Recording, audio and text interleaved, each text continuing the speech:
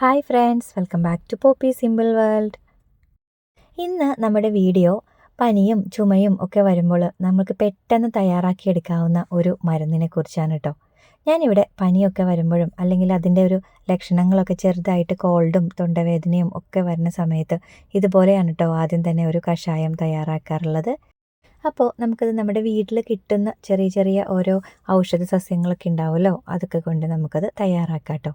അതിനായിട്ട് ആദ്യം തന്നെ ഞാൻ പനിക്കൂർക്കയാണ് എടുത്തിട്ടുള്ളത്. പിന്നെ തുളസി ഇല എടുത്തു. അതുപോലെ ഇത് ആടലോടകമാണ് കേട്ടോ. ആടലോടകത്തിൻ്റെ 2 ഇല എടുക്കുന്നുണ്ട്.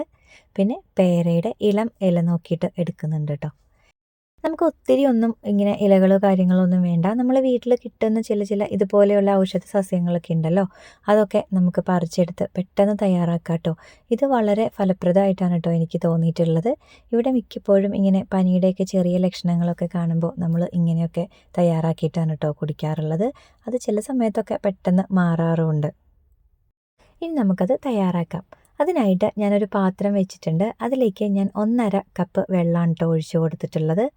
ഇനി അതിലേക്ക് നമ്മൾ പറിച്ചെടുത്തിട്ടുള്ള ഇലകൾ ഓരോന്നായിട്ട് ഇട്ട് കൊടുക്കാം.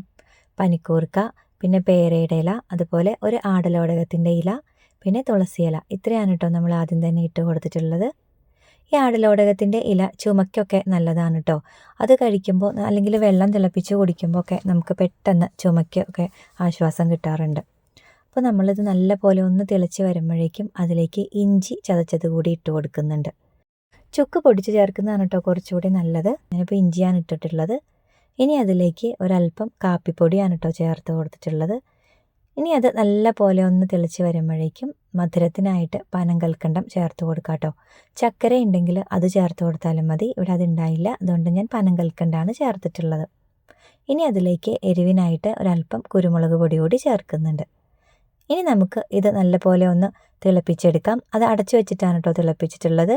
ഇനി വെള്ളമൊക്കെ നല്ല പോലെ ഒന്ന് വറ്റി നമ്മൾ ചേർത്തതിൻ്റെ ഒരു പകുതിയാവണം കേട്ടോ. അപ്പോഴേക്കും നമുക്ക് ഫ്ലെയിം ഓഫ് ചെയ്യാം. അങ്ങനെ കഷായം തയ്യാറായിട്ടുണ്ട്. നമുക്ക് ചുമയൊന്നും ഇല്ലെങ്കിൽ തന്നെയും വല്ലപ്പോഴൊക്കെ ഇങ്ങനെ ഒന്ന് തയ്യാറാക്കി കുടിക്കുന്നത് നല്ലതാണ് കേട്ടോ. അപ്പോൾ എല്ലാവർക്കും ഈ വീഡിയോ ഇഷ്ടമായാൽ ലൈക്ക് ചെയ്യുക, കമൻറ്റ് ചെയ്യുക, സപ്പോർട്ട് ചെയ്യുക. Thanks for watching.